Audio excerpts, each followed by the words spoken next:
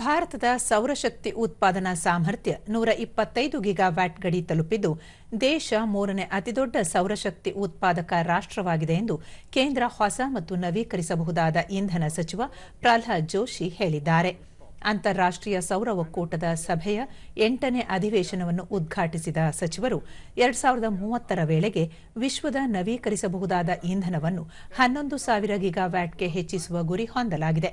ಇದನ್ನು ಸಾಧಿಸಲು ಸೌರಶಕ್ತಿ ಏಕೈಕ ಪ್ರಮುಖ ಕೀಲಿಕೈಯಾಗಿದೆ ಎಂದು ತಿಳಿಸಿದರು.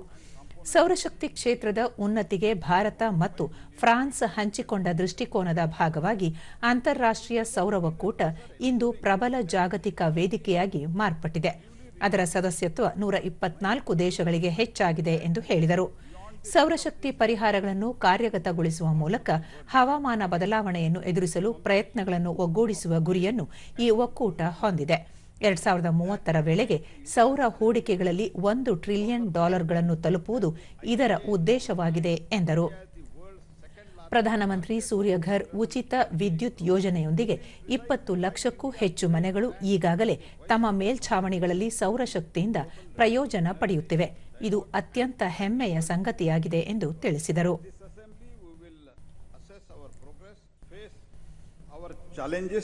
And align our action on a single strategic vision, which is affordable solar energy for all, especially for the least developed countries and small island states.